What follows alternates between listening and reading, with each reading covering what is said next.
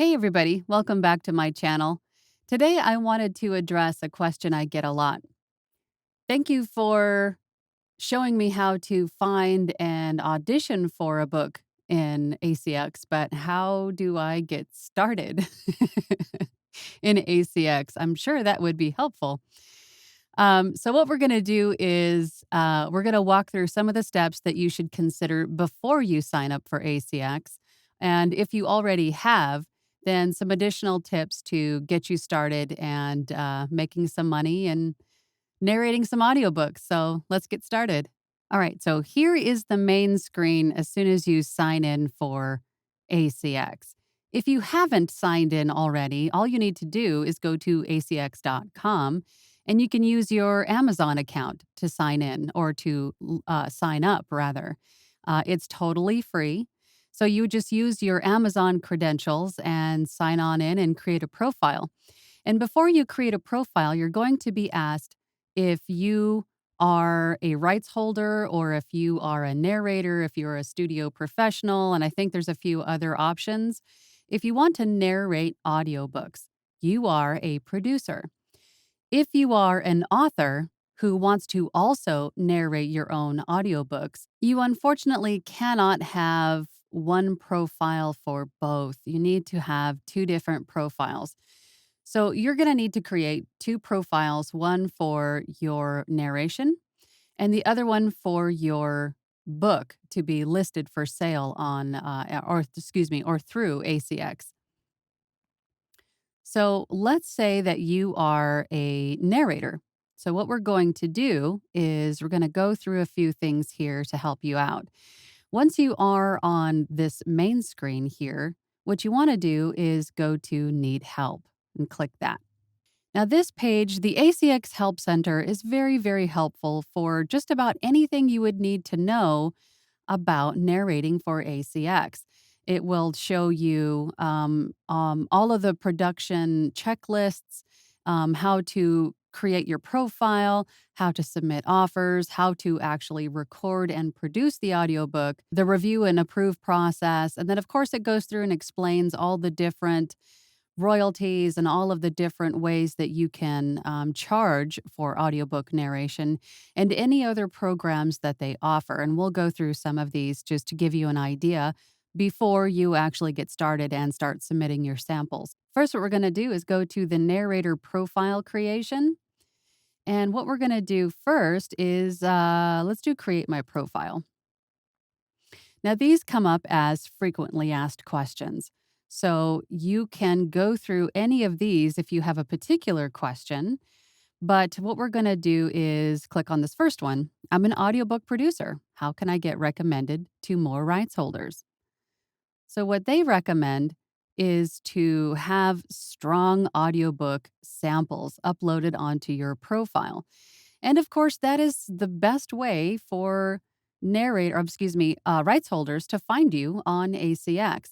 And just so you know, there are hundreds of thousands of samples available on ACX. And the rights holders, when they're looking for someone to narrate their audiobooks, they can use search filters to kind of narrow down what they're looking for their particular book. And let me just show you that really quickly. Okay, so a rights holder wants to go and search for a narrator and they don't have any filters preset. They don't have, the genre that they want to look for, a gender, anything else. They have no filters at all. They're going to be shown 147,759 different samples. Now, mind you, these aren't individual people. One narrator could have 10 samples or more. So these could be, several different, like, for example, here's one Paul Falcone, there's another one, and there's another one, and then there's another one. So it looks like he has just went through and submitted some samples. And the ones that'll be up at the top will be sorted by any kind of relevance, it says, of course, if you have a filter on, but usually up towards the top are the ones that are most recently submitted. So this is another reason why keeping your samples fresh is a really great idea because of this reason. The more you update your samples and send new ones in, the more frequently you're going to be showing up at the top. But if a client goes through and they want to see, let's do self development and let's apply that. It narrows it down to 8,562. And then, of course, if we want to go, I'm looking for a female and I want it to be in English. That brings it down to 4,000. And of course, they can go through and choose any more filters that they want, but they still have quite a few to choose from and listen to. So, another thing that I suggest when you are submitting your fresh samples onto ACX is have a compelling title for your sample. Because some of these, and I'm not going to point anyone out, but just by looking at some of these, you don't really know what you're looking at. Some of these you can tell what they're about, but some other ones not so much. You can't really tell and get a feel for what you're looking at. So you want to have something compelling for the rights holder to stop and listen to your sample. So if we go even further here, they can choose by compensation, and of course you choose all of these things in your profile, what you're willing to work with or for. So if you just do unspecified, that brings it down to 907. That's still quite a few. So, another reason why your title needs to be compelling and catch the eye of the rights holder. So, let's go back. And another thing that they offer you that was really helpful for me was the ACX Producers Checklist because it walks you through what you should have done or should do before you even start narrating audiobooks. Of course, you have to understand your role, create your profile, and then it tells you how to start auditioning and producing and then promoting that audiobook. So there is a nice little step sheet there. But if you click on the audio submission requirements, that will bring you to another really helpful checklist that they provide to you is that your audiobooks have to meet all of this criteria and they do break it down for you. So be consistent in overall sound and formatting. If you click on that, it brings you down to the consistency and audio levels. It gives you a definition of what that means. And this is very, very helpful if you're just starting out to really read through this so you can not fall victim to some of these very common mistakes that get caught by the ACX quality assurance software. And then your rights holder will be upset that they have to kind of, go back and forth until all of it is fixed. But they give you an example of what the opening credits should be, the closing credits, the minimum requirements. It gives you information about your retail audio sample and the room tone, a half to 1 full second of room tone at the beginning, and then a 1 to 5 seconds of room tone at the end. So you get the idea. Go through each one of these and read through them and do a little practicing before you start auditioning. Practice with your samples. If you go to Google Books or Project Gutenberg or any place that has books in the public domain, you can choose one of those books and read from it as your sample and just play with it and see if you can get that sample to meet all of this criteria. And then, you're good to go. And another thing I recommend that new narrators do before you even jump on to ACX is to go to LibriVox.org. And there you can donate your time and read books that are in the, or excuse me, narrate books that are in the public domain.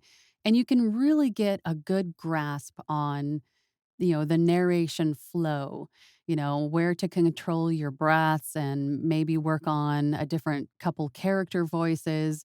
You really can play around with it. I mean, obviously you want to submit, a good narration for them. But I mean, it really gives you an opportunity to just kind of find your flow and get into the habit of narrating and then editing. So you really get a feel for, the technical side, how to edit and format and to reduce noise and all of that sort of thing. So that was very, very useful for me. I always recommend it to people before they start. That way, when you get to ACX, more you have more confidence and you have more, you know your abilities to do this. And it just made me feel more comfortable with producing someone's audiobook, knowing that I could do it, knowing that I would at least sound good, that I could meet the requirements. I knew all of the lingo and the terminology for, formatting and editing. So it really does help. But let's get back to ACX. And this is absolutely another one that I recommend that you really, really think about before you start auditioning for books is to pick a book or a genre that you would enjoy reading. I know in the beginning you want to just narrate anything that you can get your hands on, but really you can if you find something that you really want to read, it comes through in your narration. It really does. If it's something that you don't find interesting at all, it's going to show that way in the audiobook in the end result. But if you're, really interested in this type of genre or you're comfortable with narrating this type of genre, then go for it. But if you're choosing a book that has, say, maybe a lot of characters and you're not comfortable with character voices, then you might want to go on to something else that's, maybe self help or something else of that nature until you're more comfortable with your character voices or narrating a shorter book versus a longer book. In the beginning, I started out with a lot of shorter royalty share books. The shorter books really give you an opportunity to, again, go through the process, go through the narration, go through the editing, go through, you know what I mean? So you start to learn this and feel better about it through repetition. And then once you start to get into the longer books that have a lot of characters, really play around with the characters, but check with the rights holder first to make sure that they're happy with different character voices because not all of them are. And this is another question that I get as far as how old you need to be in order to narrate for ACX. And to open a account on ACX, you must be at least 18 years old or the legal age of majority in the jurisdiction in which you reside. ACX right now is only open to the United States, the United Kingdom, Canada, Ireland, who has a mailing address. And even though ACX is only available in these countries, I know that they're working on expanding the reach out to the rest of the globe. But for now, those of you that are not in those countries listed, there are other freelance marketplaces where you can offer audiobook narration. And of course, that's Fiverr, that's Upwork, that's guru.com, that's People Per Hour. There's a bunch of different freelance marketplaces where you can still offer audiobook narration services. But just know that those people, the dog next door is barking. I'm so sorry. But just know that those people hiring you are more than likely going to upload to ACX. So you need to make sure that your production, your files that you send them, are adhering to the requirements needed for ACX. So just keep that in mind. So that brings us to the end of this video for some basic getting started on ACX tips. I hope you enjoyed it. If you like this video, hit that like button, hit that subscribe button. We're almost at 1,000 subscribers. It just amazes me. But thank you so much for subscribing and leave me comments down below. Send me an email. Go over to my website, voiceoverangela.com. I had just launched my VO workshop there. I'm very excited to announce that. We've already got some members. So thank you again for watching. I really appreciate it, and I'll see you on the next one. Bye.